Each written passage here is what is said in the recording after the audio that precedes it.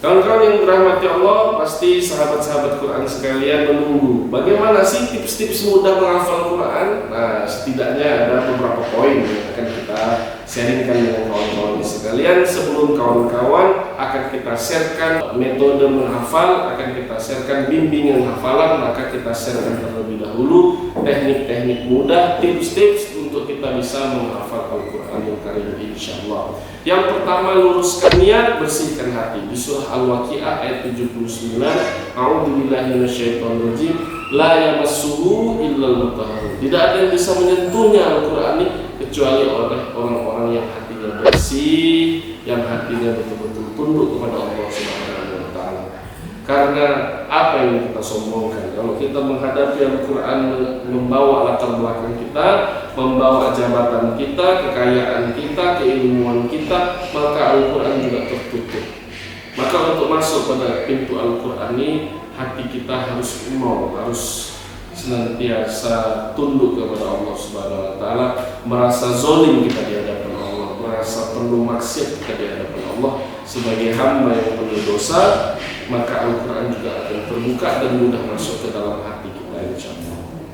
Yang kedua, tips menghafal Quran berikutnya yakni lewat mendengar. Maka kawan-kawan harus sering mendengarkan video atau audio yang nanti akan disampaikan oleh Ustadz Aiman setiap harinya, bahkan satu hari kawan-kawan bisa ulang berkali-kali. Ya, minimalnya waktu terbaik dalam mengulang hafalan ba'da sholat 5 waktu.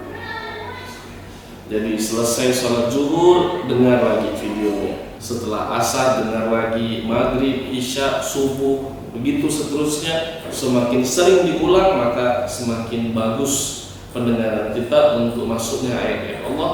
Karena hati kita lebih dekat lewat telinga kita, sehingga informasi atau ayat-ayat Allah yang masuk lewat telinga kita langsung menyentuh dan masuk ke hati kita, sehingga mudah kita hafalkan dan kita terapkan dalam kehidupan sehari-hari kita.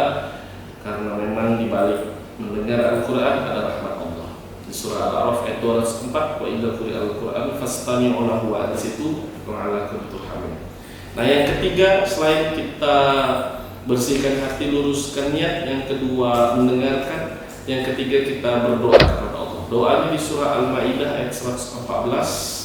Qala Isa bin Maryam, Allahumma rabbana anzil alaina ma'idatan minas sama'i takunu lana 'idan li awwalina wa akhirina wa ayatan minka warzuqna wa anta khairur raziqin. Kita minta kepada Allah, ya Allah, berikanlah hidangan kepada kami, hidangan dari langit.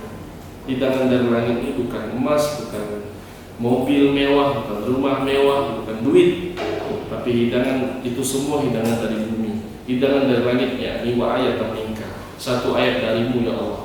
Karena satu ayat dari Allah Subhanahu wa taala dapat memberikan kebahagiaan lahir batin dalam tubuh kita. Wa anta khairur raziqin, dan itulah rezeki terbaik untuk diri kita. Karena sebaik-baik rezeki bukan duit, bukan emas, bukan perak, bukan rumah, bukan mobil. Sebaik-baik rezeki bagi orang beriman adalah ketika Allah mengizinkan dia berinteraksi dengan Al-Quran dalam satu hari 24 jam tersebut. Masya Allah. Yang kedua, doanya di surah Toha ayat 114, wa qur rabbi zidni ilma warzuqni fahma bi rahmatika ya Allah. Nanti akan dibimbing lagi dan ditegaskan kembali oleh Ustaz Aiman tentang doa ini. Silakan nanti diulang-ulang doanya sebelum menghafal Al-Quran. Dan yang keempat, kawan-kawan dalam menghafal Al-Quran harus bisa semangat ya, untuk bisa sholat malam. Karena sholat malam di surah Al-Muzammil surat ke-73 ayat 20 atau sholat tahajud, kawan-kawan bebas pilih mau di sepertiga malam, seperdua malam, atau 2/3 malam. Tahajud memudahkan hati kita untuk menghafal Al-Quran. Tahajud memudahkan hati kita untuk berinteraksi dengan Al-Quran yang kali insyaallah. 4. Dan yang kelima, ketika kawan-kawan sudah memutuskan untuk menjadi penghafal Al-Quran, kawan-kawan harus punya sifat menyayangi. Sudah kurangi sifat emosional, cepat marah, reaktif, atau tinggalkan segala sifat-sifat maksiat atau sesuatu yang membuat Allah murka. Karena itu yang membuat ayat Allah tertolak untuk masuk ke dalam hati kita. Wa'lamu Annallaha yaqulu bainal mar'i wa qalbihi, seperti ada dinding. Nah, dindingnya dinding maksiat. Maka tinggalkan semua kemaksiatan untuk senantiasa kita memiliki sifat Rahman, sifat menyayangi. Ingat, salah satu sifat yang Allah berikan bagi orang penghafal Al-Quran adalah Ar-Rahman 'allama Al-Quran. Ar-Rahman, Allah bukan menggunakan istilah Ghafur atau Jabbarun atau sifat-sifat Sami'un, Basirun atau sifat-sifat Allah yang lain, tapi Allah menggunakan sifat Rahman.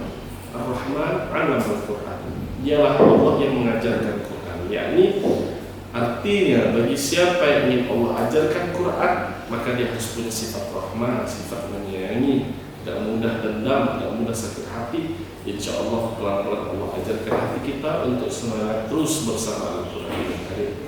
Dan yang terakhir, untuk kita bisa dimudahkan oleh Allah bersama Al-Quran, kita harus senantiasa berkorban, punya sifat berkorban. Yakni sudah menjadi kewajiban kita untuk bersedekah, berinfak kepada orang yang membutuhkan. Mungkin selama ini kita bersedekah atau berinfak punya motif tertentu, ingin dibalas berkali-kali lipat di dunia, ingin Allah sembuhkan penyakit, ingin Allah lunaskan hutang dan sebagainya. Boleh kita niatkan khusus, kita bersedekah, kita berinfak supaya Allah mudahkan kita untuk menghafal Quran. Ibarat kita ingin meminang 30 juz, 114 surat, maka marilah kita untuk semangat memberikan mahar yang terbaik kepada Al-Quran.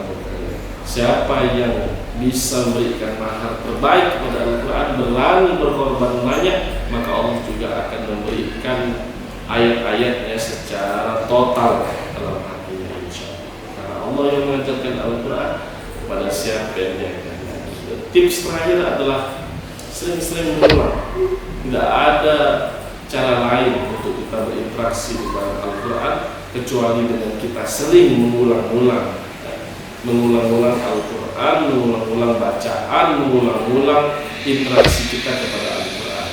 Ketika nanti kawan-kawan sudah mendapatkan bimbingan hafalan dewan ayat, satu hari satu ayat dan seterusnya, maka jangan pernah nambah ayat yang baru sebelum ada video bimbingan hafalan yang baru. Maka sembari menunggu bimbingan hafalan yang baru, kawan-kawan harus senantiasa mengulang ya. Dalam 24 jam itu di ayat yang sama, diulang-ulang. Sering kita mengulang-ulang ayat yang sama, ya, maka Allah akan senantiasa melekatkan ayat Quran itu kuat ke dalam pikiran kita, bahkan sampai ke dalam hati kita, insya Allah. Mudah-mudahan Allah memudahkan diri kita untuk semangat berinteraksi dengan Al-Quran sampai 30 juz nantinya, sampai kita bisa menyelesaikan hafalan 30 juz.